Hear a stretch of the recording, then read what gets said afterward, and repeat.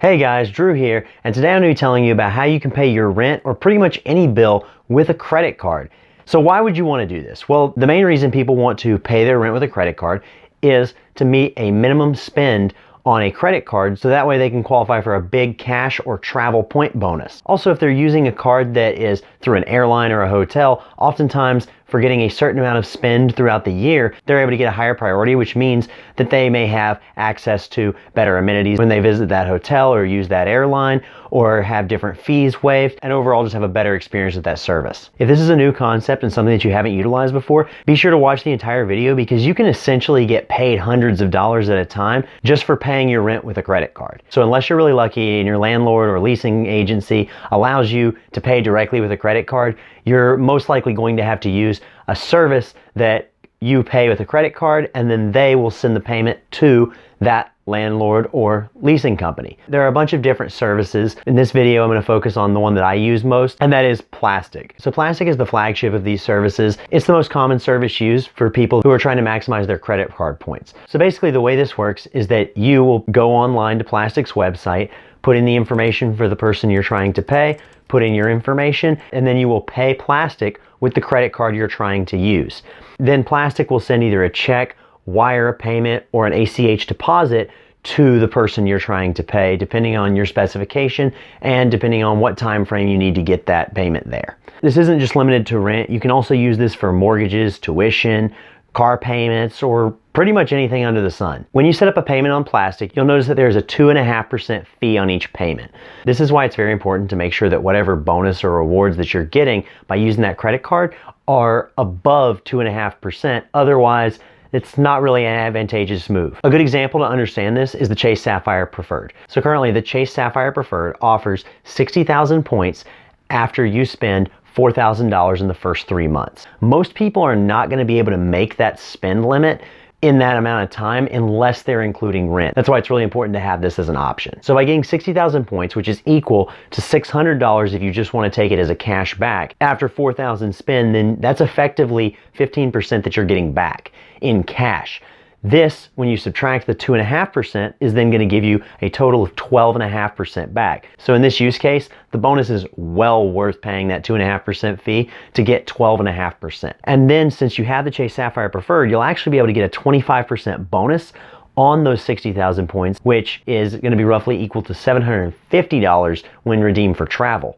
This means that you're going to get a little bit over a 16% return even when you subtract out the 2.5% fee. So overall, this is a really great card and one of the best for someone who's just getting into the credit card game and wants to get a really good bonus. So if you're interested in that, be sure to look down below. I have a link in the description box so that way you can apply for it and get $600. While Plastiq is really good for credit card bonuses that are usually similar to the Chase Sapphire Preferred setup, it'll be in the ballpark of 500 for 5,000 spend or 200 for 1,000 spend. Those are percentages that are definitely worth the 2.5% fee. However, I don't suggest that you just go ahead and take one credit card and put your rent on that credit card for the entire year, generally speaking, because the best you're going to get on a credit card for all spending is generally going to be 2% back. And even if you're utilizing the Chase Trifecta, you're still only going to be getting about 2.2% back. So I don't really see the benefit in paying a 2.5% fee for that. That being said, there are two cards that might actually be worth putting your rent on every single month.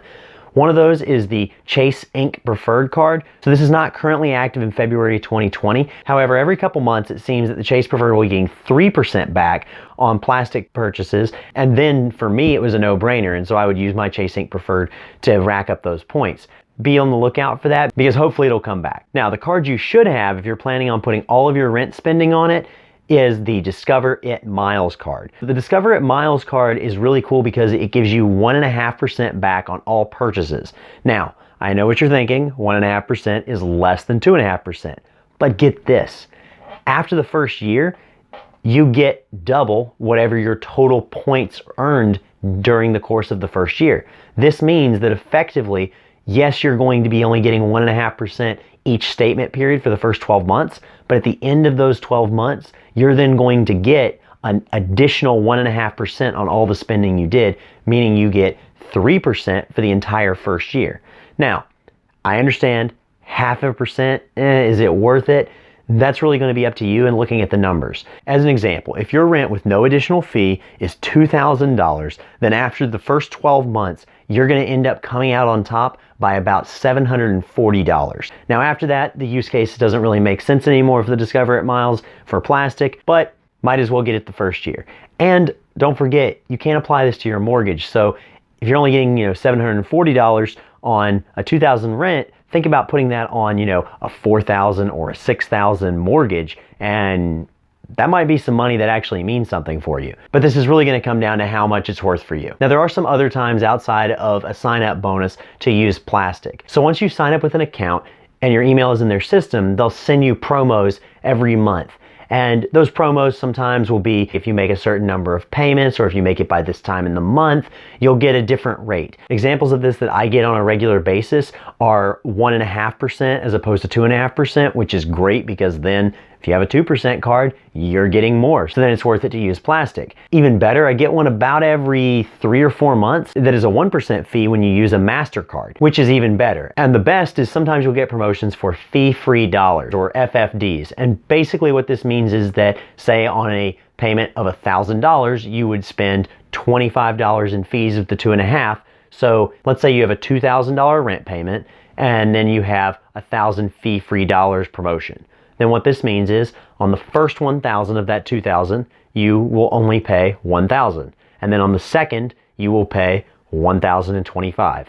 So instead of paying 2,050, you'll pay 2,025 and still be getting credit card points for the entire amount. The more exciting use case is referrals. So with referrals, this is a really easy way that you can rack up those fee-free dollars, so that way you can get minimum spends out of the way without even having to pay that 2.5% fee. So the way this works is when you refer a friend by sending them your referral link, you will get 1,000 fee-free dollars and your friend will get 500 fee-free dollars. This is a pretty good way to help you and a friend out. And I highly suggest that you get your first $500 spent with Plastiq with no fee by signing up with the referral link in the description box below. And while you're down there, comment some strategies of how you go to make minimum spend, because I'm always looking for new ideas, and that's the goal of this channel, is to share new ideas so that way we can all better optimize our finances. And on that note, thank you guys for watching the video. Be sure to like the video so that way we can get it ranked higher on the YouTube algorithm and more people can see this so we can spread this information. If you don't want to miss any of my weekly personal finance videos, also be sure to subscribe to the channel. And if you know anyone that is interested in this type of a strategy, be sure to share it with them so that way we can grow this community. Again, thank you guys so much for watching the video, and I will see you guys